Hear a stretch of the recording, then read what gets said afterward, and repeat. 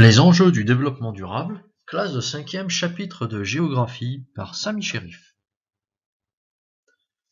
Dans ce chapitre consacré au développement durable, nous aborderons les principaux enjeux.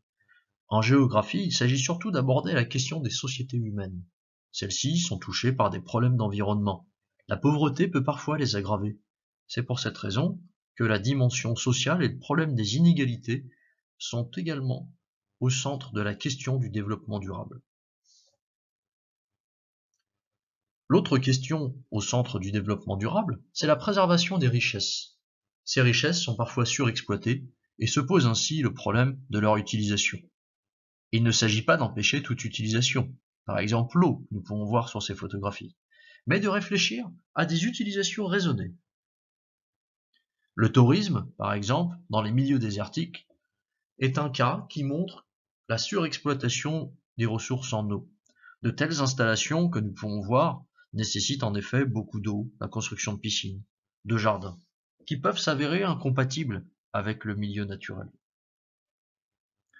Dans les pays riches, ce qui est privilégié, c'est la qualité de vie, l'environnement. Ces questions sont centrales. Et c'est pour cette raison que la question de l'énergie produite se retrouve souvent au centre des débats. Les écoquartiers et écocités que nous avons étudiés dans ce chapitre comme exemple doivent donc nous aider à faire ressortir les points suivants concernant le développement durable. Tout d'abord, la question de l'habitat, la question des transports dans la ville et du travail, la question des énergies utilisées, et enfin, pour finir, la question des inégalités sociales.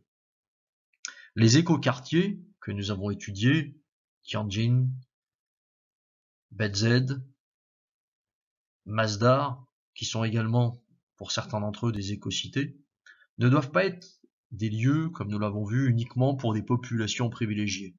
Il doit y avoir également une dimension sociale, car mettre en œuvre un projet de développement durable doit permettre d'accueillir toutes les populations, et notamment les populations modestes, car il s'agit de répondre en partie au problème de la pauvreté.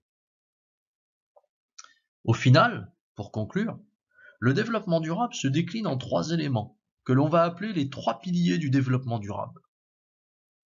Une société, pour être durable, doit avoir un pilier environnemental. Il s'agit de préserver la diversité des espèces, les ressources naturelles et énergétiques. Une société durable doit également reposer sur un pilier économique. Les richesses créées dans cette société, par exemple un pays ou une ville, doivent permettre d'améliorer les conditions de vie matérielles, mais cela doit être viable du point de vue environnemental. Et enfin, il y a un pilier social. Il s'agit de satisfaire les besoins des populations en matière de santé, en matière d'éducation, en matière d'habitat. Ce pilier social doit être bien sûr équitable et compatible également avec un environnement vivable. Je vous remercie, à très bientôt.